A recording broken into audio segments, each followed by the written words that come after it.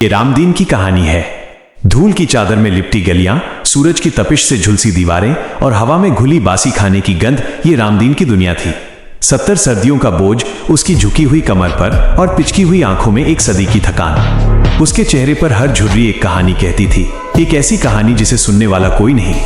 आज भी सुबह की पहली किरण फूटने से पहले वो अपनी फटी चादर समेटकर उठ बैठा। हड्डियों में दर्द का एक चिरपरिचित साथी था जो हर सुबह उसका स्वागत करता। पास के नाले से आती सड़ी बदबू उसके फेफड़ों में भर गई। उसने एक गहरी सांस ली, उस हवा को अपने अंदर खींचने की कोशिश की जिसमें जीवन की कोई उम्मीद नहीं थी। उसकी नजर सामने की चाय की दुकान पर पड़ी। धुआं उठता था और एक मीठी सी खुशबू हवा में तैरती थी। कभी कभी कोई दयालु आत्मा उसे एक कप चाय पकड़ा देती थी। आज ऐसा कोई संकेत नहीं था। पेट की आग फिर भड़की। कल रात से कुछ खाया नहीं था। उसने अपनी लाठी उठाई जो अब उसके शरीर का एक हिस्सा बन चुकी थी। हर कदम एक संघर्ष था। वो जानता था कि आज का दिन भी कल जैसा होगा और परसों जैसा। भीख मांगना, गालियां सुनना, धक्के खाना और फिर रात में किसी गंदी गली के कोने में सो जाना, यही उसका जीवन था। एक पतली सी गली से गुजरते हुए जहां कूड़े के ढेर पर सुअर लड़ रहे थे, रामदीन ने एक छोटी सी दुकान के पास रुककर आवाज लगाई, माई कुछ दे दे, भगवान तेरा भला करेगा। दुकान के अंदर से एक अधेड़ उम्र की औरत निकली। उसके हाथ में एक डंडा था। उसकी आंखें लाल थीं, मानो वो नींद से उठी हो या गुस्से में हो। फिर आ गया तू? कितनी बार कहा है यहां मत आया कर। मेरी दुकान पर ग्राहक नहीं आते तेरी शक्ल देखकर। रामदीन ने सिर झुका लिया। माई 2 दिन से कुछ खाया नहीं, बस एक रोटी। रोटी? यहां कोई लंगर नहीं चलता। चल हट यहां से। सुबह सुबह दिमाग खराब करने आ जाता है। वो औरत डंडा लेकर आगे बढ़ी। रामदीन ने डरकर पीछे हटते हुए कहा, ठीक है माई, जाता हूं। उसका दिल और भारी हो गया। ये रोज की बात थी। लोग उसे देखते, मुंह फेर लेते या डांट देते। कभी कभी बच्चे उस पर पत्थर फेंकते थे। वो सब सहता था क्योंकि उसके पास कोई और चारा नहीं था। शहर के बीचों बीच एक मंदिर था। रामदीन जानता था कि वहां कुछ मिल सकता है। भक्तों की भीड़ होती है, शायद कोई दया दिखा दे। वो धीरे धीरे मंदिर की ओर बढ़ा। रास्ते में एक छोटा बच्चा अपनी माँ का हाथ पकड़े जा रहा था। बच्चे की नजर उस पर पड़ी। उसने अपनी माँ से कुछ कहा। माँ ने बच्चे का हाथ कसकर पकड़ा और रामदीन से दूर हट गए। रामदीन ने उनकी आंखों में घृणा देखी। क्या वो इतना बुरा था? मंदिर के पास पहुंचते ही उसे भक्तों की भीड़ दिखाई दी। घंटियों की आवाज, अगरबत्ती की खुशबू और लोगों की फुसफुसाहट। उसने अपनी फटी झोली आगे बढ़ाई। बाबूजी कुछ दे दो, भूखा हूं। एक मोटा ताजा आदमी जिसने रेशमी कुर्ता पहना था उसकी ओर देखा। उसकी आंखें सिकुड़ गईं। चल हट, यहां भीख मांगने आ गया। भगवान के घर में भी गंदगी फैलाएगा। बाबूजी बस 1 रुपया। 1 रुपया? तेरे जैसे भिखारियों को रोज देता रहूं तो मैं खुद भिखारी बन जाऊंगा। चल निकल यहां से। पंडित जी को बुलाऊं क्या? पंडित जी जो मंदिर के अंदर दान पेटियां गिन रहे थे ने अपनी गर्दन घुमाई। उनकी आंखों में भी वही कठोरता थी। रामदीन समझ गया कि यहां भी कुछ नहीं मिलेगा। वो धीरे धीरे पीछे हटा, अपनी लाठी पर झुक गया। एक युवा लड़का जो शायद मंदिर में दर्शन के लिए आया था ने उसे देखा। उसकी आंखों में एक पल के लिए दया का भाव आया। उसने अपनी जेब में हाथ डाला, लेकिन तभी उसकी मां ने उसे रोक दिया। क्या कर रहा है राजू? इन भिखारियों को पैसे नहीं देते, ये काम नहीं करना चाहते, बस भीख मांगते हैं। राजू ने अपनी मां की बात मान ली। रामदीन ने ये सब देखा। उसने महसूस किया कि लोग उसे इंसान नहीं समझते, बस एक समस्या, एक गंदगी। दोपहर हो गई थी। सूरज आग बरसा रहा था। रामदीन एक पेड़ के नीचे बैठ गया। उसकी पीठ दीवार से टिकी थी। भूख से पेट में ऐंठन हो रही थी। तभी एक कचरे के डिब्बे के पास उसे कुछ दिखा। एक बासी रोटी का टुकड़ा। वो तुरंत उठा और उसकी ओर लपका। जैसे ही उसने हाथ बढ़ाया, एक आवारा कुत्ता गुर्राया। कुत्ता भी भूखा था। रामदीन ने कुत्ते की आंखों में वही भूख देखी जो उसकी अपनी आंखों में थी। उसने रोटी का टुकड़ा उठाया, उसे आधा तोड़ा और कुत्ते की ओर बढ़ा दिया।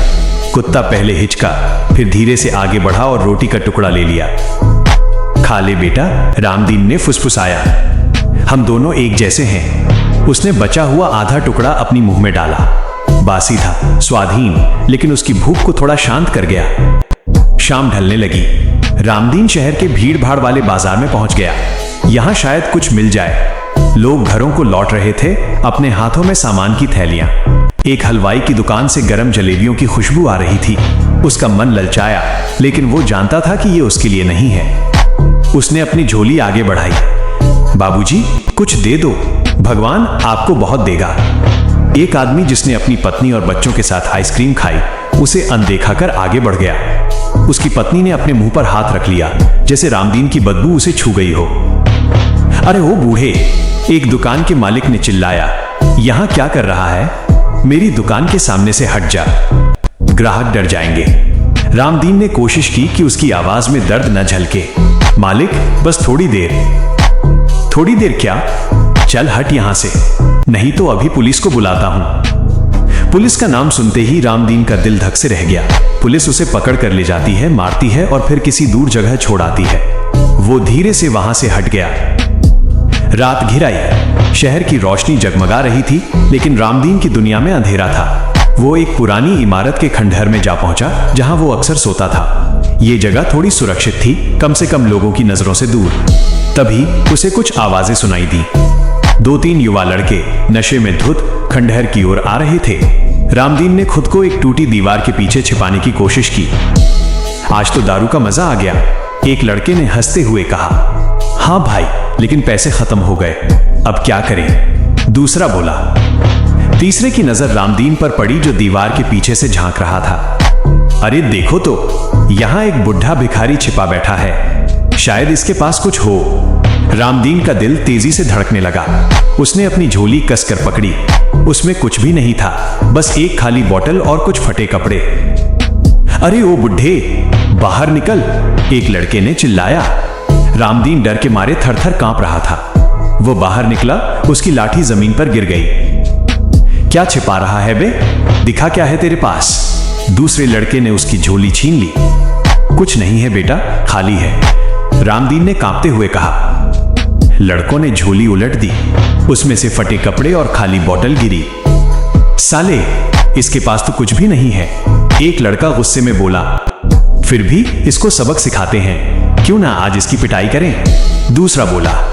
रामदीन की आंखों में आंसू आ गए। नहीं बेटा, छोड़ दो मुझे, मैं बूढ़ा हूं।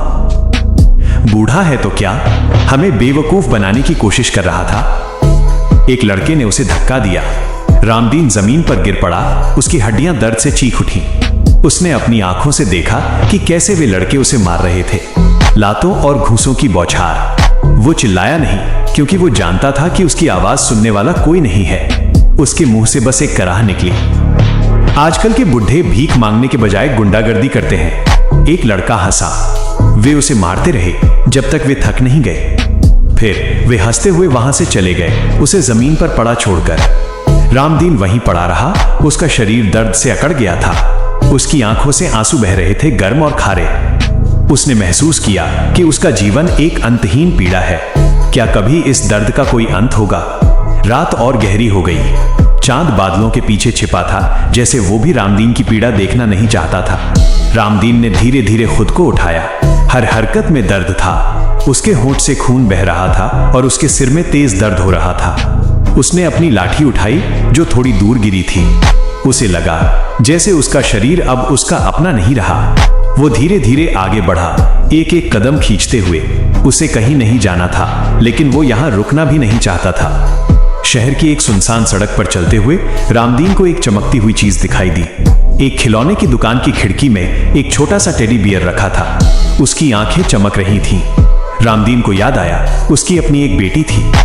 बहुत पहले की बात है, वो भी ऐसे ही खिलौने पसंद करती थी। उसकी शादी हो गई और फिर वो कहां चली गई, रामदीन को पता नहीं। उसकी यादें धुंधली हो चुकी थीं, जैसे पुराने फटे हुए चित्र। उसने अपनी लाठी से दुकान की खिड़की का शीशा छुआ, ठंडा और कठोर, जैसे उसकी किस्मत। क्या देख रहा है बे? एक रात का चौकीदार वहां से गुजरा। चोर है क्या? रामदीन ने सिर हिलाया। नहीं बाबूजी, बस ऐसे ही। चौकीदार ने उसे घूर कर देखा। चल निकल यहां से, यहां चोरी चकारी मत करना। रामदीन ने फिर सिर झुका लिया। वो जानता था कि कोई उस पर विश्वास नहीं करेगा।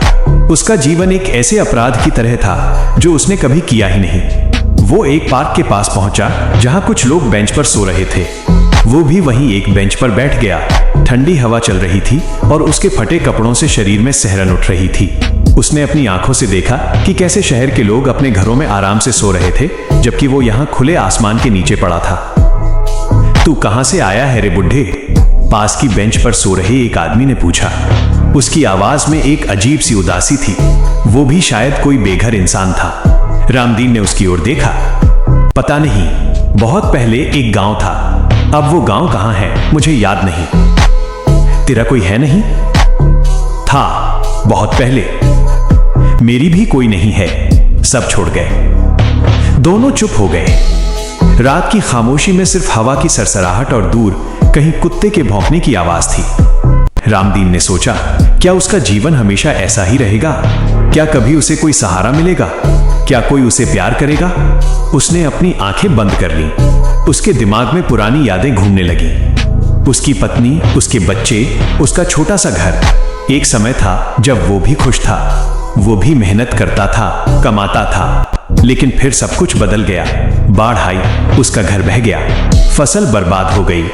वो शहर आया काम की तलाश में, लेकिन शहर ने उसे सिर्फ ठुकराया। वो बूढ़ा हो गया, कमजोर हो गया और फिर भिखारी बन गया। सुबह की पहली किरण फूटने लगी, पक्षियों की चहचहाहट से शहर जागने लगा। रामदीन ने अपनी आंखें खोली। शरीर में दर्द था, लेकिन मन में एक अजीब सी शांति थी। शायद कल रात की पिटाई ने उसे और भी कठोर बना दिया था। वो धीरे धीरे उठा, उसकी हड्डियां कड़कड़ा रही थीं। उसने अपनी लाठी उठाई और फिर से सड़क पर निकल पड़ा। शहर एक बार फिर उसे निगलने के लिए तैयार था। उसने अपनी फटी झोली आगे बढ़ाई और अपनी चिरपरिचित आवाज में कहा, बाबूजी, कुछ दे दो, भगवान आपका भला करेगा। उसकी आवाज में अब कोई उम्मीद नहीं थी, बस एक खालीपन था। वो जानता था कि कोई उसे कुछ नहीं देगा, लेकिन फिर भी वो कहता रहा, क्योंकि कहने के अलावा उसके पास कुछ नहीं था। और इस अंतहीन यात्रा में वो बस चलता रहा, एक और दिन, एक और रात, जब तक उसका शरीर और आत्मा जवाब न दे दें। ये उसकी कहानी थी, एक ऐसी कहानी जिसका कोई अंत नहीं था, बस एक अंतहीन सिलसिला था दर्द और उपेक्षा का। और शहर अपनी चमक दमक में खोया हुआ इस बूढ़े भिखारी की कहानी को कभी नहीं सुन पाया। धूल से उठकर दीप बनने तक। राहुल का जन्म भारत के उन हजारों गांवों में से एक में हुआ था, जहां हर सुबह केवल एक ही वचन लेकर आती थी, संघर्ष। ये वो गांव था जहां बिजली का तार पहुंचने से पहले गरीबी की जड़ें पहुंच चुकी थी और हर सांस जीवन की स्थिरता के लिए एक मूक प्रार्थना थी। उनका परिवार गरीबी की उस पतली टूटी हुई रेखा पर टिका था, जहां एक भी चूक जीवन को रसातल में धकेल सकती थी। राहुल के पिता एक सादे खेतीहर जानते थे कि उनके पास धन की विरासत नहीं है, इसलिए उन्होंने राहुल को नैतिकता और श्रम का सबसे बड़ा पाठ पढ़ाया। बेटा, शरीर थक सकता है, धूप जला सकती है, लेकिन तुम्हारा संकल्प और तुम्हारी ईमानदारी कभी कमजोर नहीं पड़नी चाहिए। उनकी मां घर को ममता से संभालती थी, लेकिन घर की आर्थिक डोर हमेशा अस्थिर रहती थी।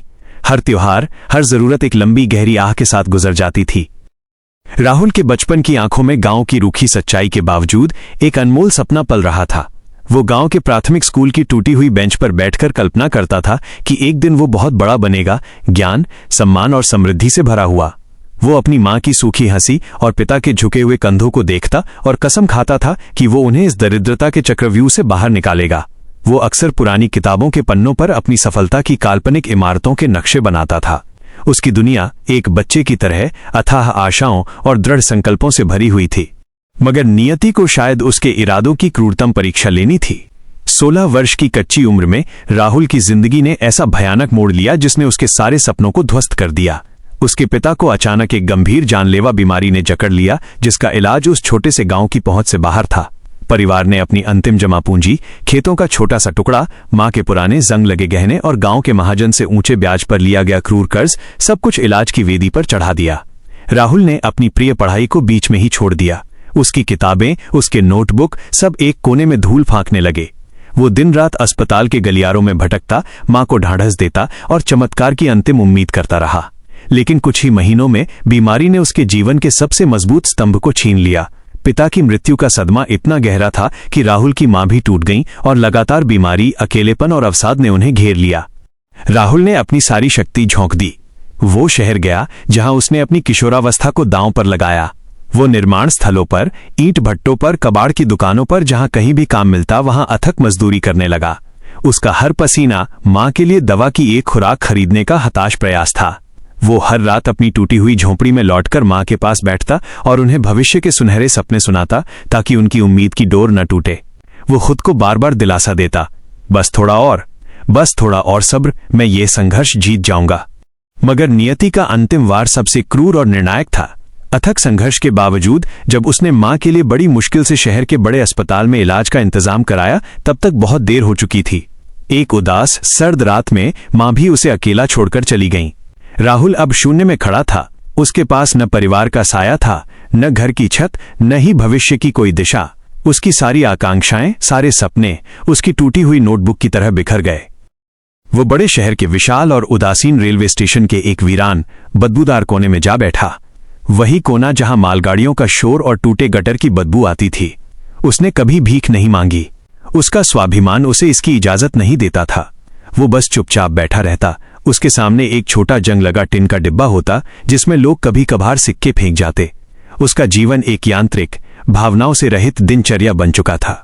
वो हर रात स्टेशन पर उतरने और चढ़ने वाले हजारों लोगों को देखता, उनकी तेज रफ्तार जिंदगी को देखता और अपनी आत्मा से ये सवाल करता, क्या मेरी मेहनत, मेरे माता पिता का त्याग और मेरी सारी आशाएं इसी स्टेशन के अंतिम पड़ाव पर आकर दम तोड़ देंगी?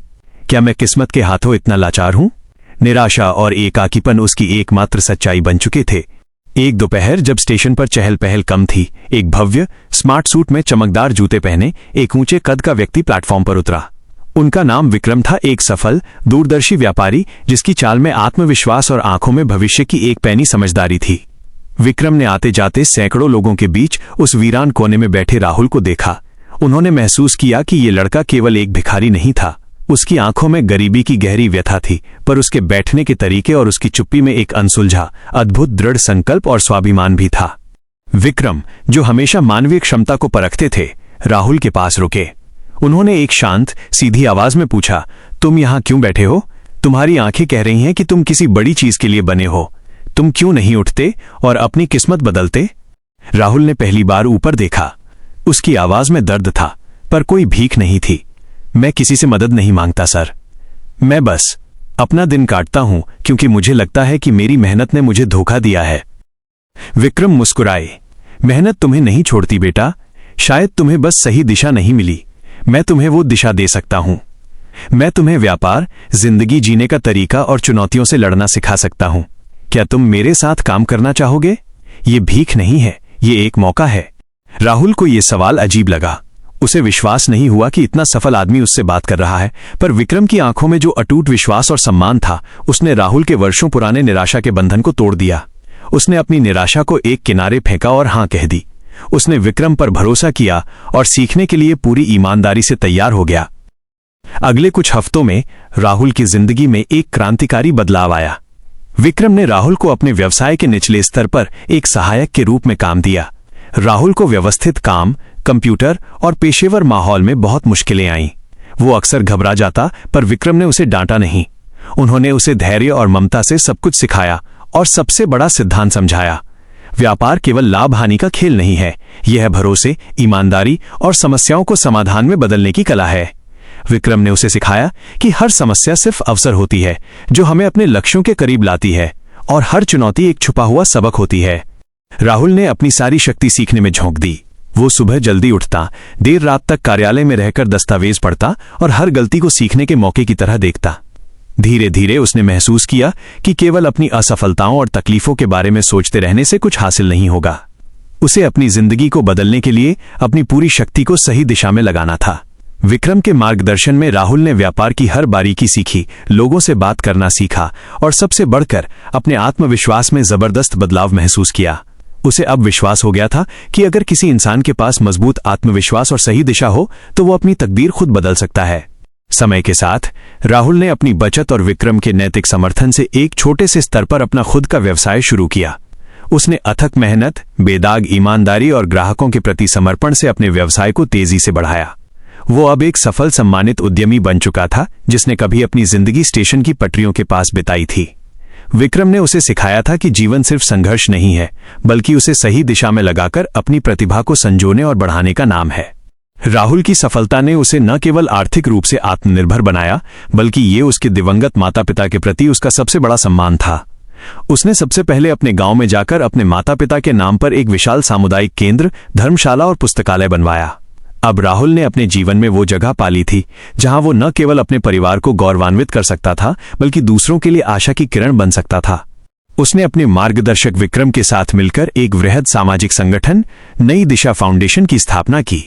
यह फाउंडेशन विशेष रूप से उन युवाओं के लिए काम करता था जो गरीबी, अशिक्षा और सामाजिक चुनौतियों के कारण स्टेशन या सड़कों पर अपना जीवन व्यतीत करने पर मजबूर थे। राहुल का सबसे बड़ा योगदान ये था कि वो युवाओं को केवल रोजगार नहीं देता था, बल्कि उन्हें भीख और मेहनत के सम्मान के बीच का अंतर समझाता था। फाउंडेशन ने गांव-गांव में मोबाइल लाइब्रेरी, व्यावसायिक कौशल केंद्र जैसे कंप्यूटर, इलेक्ट्रिकल, प्लम्बिंग ट्रेनिंग खोले और प्रतिभाशाली युवाओं को अपना छोटा व्यवसाय शुरू करने के लिए ब्याज मुक्त, सूक्ष्म ऋण और मार्गदर्शन देना शुरू किया। उसकी कोशिश यही थी कि वो उन हजारों लोगों की जिंदगी बदल सके जो संघर्ष कर रहे थे, ठीक वैसे ही जैसे उसकी जिंदगी बदल गई थी। राहुल ने ये साबित कर दिया कि अगर इंसान के पास अटूट आत्मविश्वास हो और वो सही दिशा में मेहनत करे तो वो किसी भी स्थिति से बाहर निकल सकता है। उसकी कहानी अब सिर्फ एक प्रेरणा नहीं थी, बल्कि एक जीती जागती मिसाल बन चुकी थी और वो किसी भी भिखारी से ज्यादा आत्मसम्मान और सम्मान का प्रतीक बन चुका था। आज वो समाज में एक नए युग के उदाहरण के रूप में उभरा था। उसकी जिंदगी ने यह सिखाया कि मुश्किलें सिर्फ एक अस्थायी बादल होती हैं जिन्हें आत्मविश्वास की धूप और मेहनत की हवा हमेशा हटा सकती है। उसने खुद को और अपने परिवार को खोने के बाद भी अपने जीवन को एक महान उद्देश्य के साथ फिर से जीने का तरीका सीखा। उसका संघर्ष अब सिर्फ उसका नहीं था, बल्कि उन सभी का था जो किसी न किसी कारणवश अपनी जिंदगी से निराश हो चुके थे। उसका जीवन अब नई दिशा के रूप में अनगिनत लोगों के लिए आशा का एक स्थायी अटूट स्रोत बन चुका था।